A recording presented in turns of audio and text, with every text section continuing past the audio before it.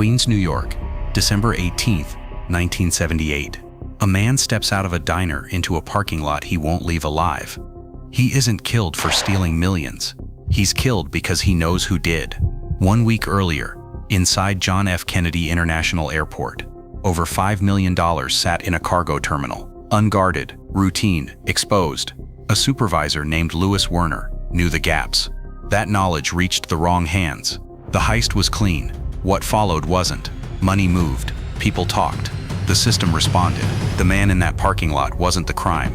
He was the loose end.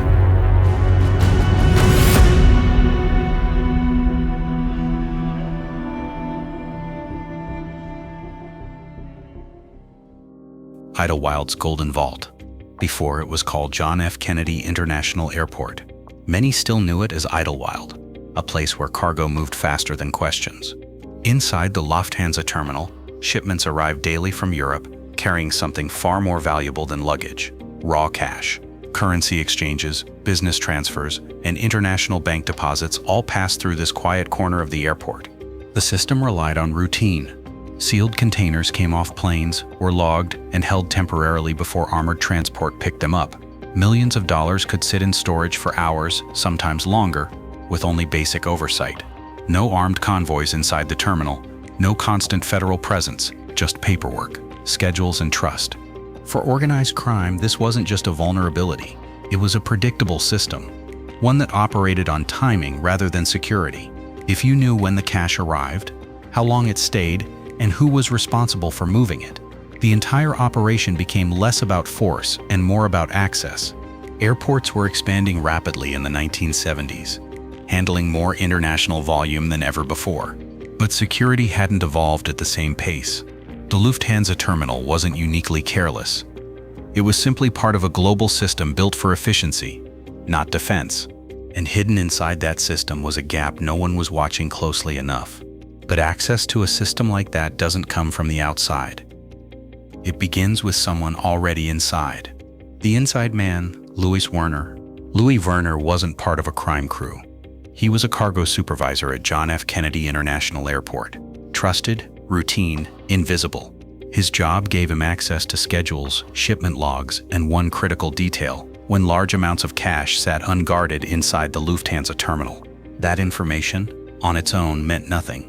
But under pressure, financial strain, quiet connections, it became valuable. Werner didn't need to plan anything.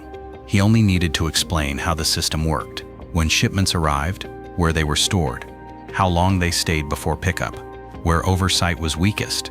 That was enough. According to documented accounts, Werner's role as an insider was central to how the operation became possible. He didn't open the vault. He didn't enter the terminal during the heist. But without him, there would have been no clear path in. What he provided wasn't just information, it was certainty. The difference between guessing and knowing. Once that knowledge moved beyond the airport, the Lufthansa terminal stopped being a secure facility. It became a schedule, a window, a system that could be entered, used, and exited with precision. By the time Werner stepped back, the structure was already in place. The people who received that information didn't need to test the system, they just needed to follow it. But information alone doesn't create a heist. It needs structure, discipline, and someone capable of turning risk into profit. For deeper breakdowns of how these operations actually work, stay with this story. Jimmy Burke's blueprint. Jimmy Burke didn't see the Lufthansa opportunity as a robbery. He saw it as a controlled operation, something that had to run clean, fast, and leave nothing behind that could be traced. Every part of the plan was built around one idea: limit exposure. The fewer people involved, the fewer chances something could go wrong. He selected his crew carefully, not based on loyalty alone, but on discipline. Each person had a defined role. Some would enter the terminal, others would manage transportation. A few would remain distant enough to avoid direct connection if things collapsed. No one was given more information than they needed. Burke kept the full picture to himself. Timing became the core of the plan. The target wasn't just the terminal, it was a specific window. A shipment would arrive, be logged, and sit briefly before being moved. That gap, sometimes only a few hours, was the entire opportunity. Too early, and nothing would be there. Too late, and it would already be gone. He also thought beyond the heist. Escape routes were mapped. Vehicles were prepared to be switched and destroyed. The crew would return to normal routines immediately, avoiding any sudden changes that could draw attention. The goal wasn't just to succeed, it was to disappear into silence afterward. Burke wasn't relying on luck. He was relying on structure, and as long as everyone followed that structure, the operation had a chance to stay invisible. And when the plan was finally executed, it didn't look like chaos, it looked like precision.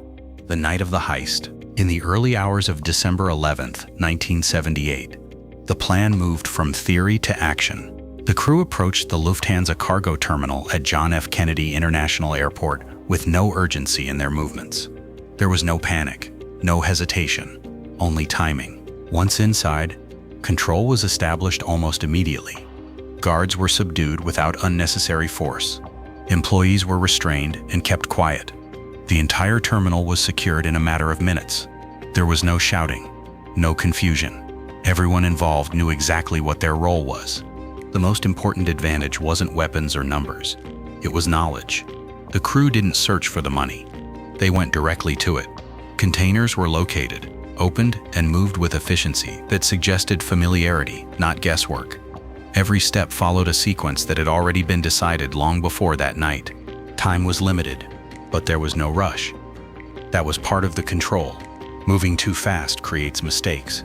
Moving with discipline keeps things contained. Within roughly an hour, the operation was complete. More than $5 million in cash and valuables had been removed. The crew exited quietly, leaving behind a scene that showed no immediate signs of disruption. By the time authorities began to piece together what had happened, the people responsible were already gone, blended back into the city, into routine, into silence. It wasn't just a robbery. It was execution without friction, but stealing the money was the easiest part. The real challenge was making it disappear. Money without a trail. Taking the money was only the beginning. The real challenge came after turning millions in stolen cash into something usable without exposing where it came from. Cash at that scale doesn't stay hidden. It creates weight. It creates patterns. And patterns are what investigators follow. Burke understood that the money couldn't sit still, and it couldn't move all at once. It had to be broken down into smaller portions and pushed through channels where cash already flowed without strict oversight. Bars, nightclubs, and gambling operations became the foundation. In those places, money didn't raise questions. It blended in. There were no large deposits, no sudden financial moves tied back to a single source. Instead, the process was gradual. Gambling winnings could be overstated. Daily business income could be adjusted. Over time, the stolen cash was folded into legitimate revenue streams, becoming harder to separate from what was real. But the system depended on discipline, and discipline didn't hold. Some members of the crew began spending too early. Expensive cars appeared. Lifestyles shifted in ways that were visible, especially in environments where sudden wealth stood out. These weren't technical mistakes. They were human ones. The structure itself hadn't failed. The laundering process was still intact. But systems rely on behavior as much as design, and behavior is harder to control. Once attention begins to build, it doesn't stay isolated. It spreads quietly at first, then outward. And when that happens, the problem is no longer the money. It's the people holding it. But money creates attention, and attention creates pressure. The problem of witnesses. The Lufthansa heist should have ended in silence. Instead, it created noise. Not immediate, not obvious, but enough to draw attention from the right places. Federal investigators began looking closer. Patterns started to matter. Movements, spending, small details that didn't fit the lives these men had been living before. For Jimmy Burke, the danger wasn't coming from outside. It was already inside. Some members of the crew couldn't hold the discipline the plan required. Expensive cars appeared within weeks. Cash was spent openly in neighborhoods where people noticed everything. The shift wasn't subtle, and in an investigation, subtlety is often the only thing that keeps you safe. Burke understood how cases build, not through a single piece of evidence, but through accumulation. A name connected to a location, a purchase connected to a timeline, a conversation overheard at the wrong moment. Each piece alone means little. Together, they form direction, and direction leads to pressure. The FBI didn't need everything. They only needed enough to start pushing. Once pressure begins, people talk. Not always by choice, but eventually someone breaks. That's how systems collapse from the inside. Burke wasn't willing to wait for that point. He didn't see his crew as partners anymore. He saw them as potential entry points. In his world, risk wasn't something you monitored. It was something you eliminated before it had the chance to grow. The heist had been controlled. Now the aftermath had to be controlled the same way, without hesitation, without delay. And in this system, risk isn't managed with silence alone. It's removed entirely. The silenced link. What followed wasn't random violence. It was methodical, controlled. Each move had a purpose, even if it wasn't visible from the outside. People connected to the heist, drivers, handlers, associates, began to disappear in a pattern that only made sense to those inside the structure. Some were last seen going about routine tasks. Others were found later, their deaths separated from the larger story. There were no public connections tying these events directly back to the Lufthansa job. But within the organization, the message was understood clearly. This was containment. Each person removed reduced the number of possible links. Not just direct witnesses, but anyone who could be pressured into becoming one. Investigations don't rely only on what people know. They rely on what people might say under pressure. Fear, leverage, deals. These are tools law enforcement uses to build cases from the inside. Burke moved ahead of that process. By the time pressure reached certain individuals, they were no longer there to respond to it. It wasn't about anger. It wasn't about betrayal in the emotional sense. It was structural. A system protecting itself by cutting away anything that could weaken it. The same discipline that made the heist successful was now being applied to its aftermath. Clean lines, fewer connections, no unnecessary exposure, but even a controlled collapse leaves traces. And outside that system, investigators were still working, still building, still looking for a way in. Yet even after the bodies disappeared, one problem remained. The investigation didn't stop. The investigation that hit a wall, the Lufthansa heist, drew immediate federal attention. It wasn't just another robbery. It was one of the largest cash thefts in American history. The scale alone ensured that investigators would stay on it for years. Surveillance increased. Known associates were tracked. Financial patterns were examined. Slowly, a structure began to form. Names like Jimmy Burke surfaced repeatedly. Connections were identified. The outline of the operation became visible. But an outline isn't enough to build a case. Investigators needed direct proof. Someone who could explain how the operation worked from the inside. Someone who could connect planning, execution, and aftermath into a single chain of evidence. According to detailed records, many of the individuals connected to the heist were either killed or disappeared before they could be questioned. Without them, the case relied on fragments, circumstantial evidence, indirect associations, incomplete narratives. There were arrests tied to smaller parts of the operation. Some individuals were convicted on related charges, but the central figures, those who designed and controlled the heist, remained beyond reach. Law enforcement understood what had happened, but understanding isn't the same as proving. The system had removed its weakest points before they could be used against it.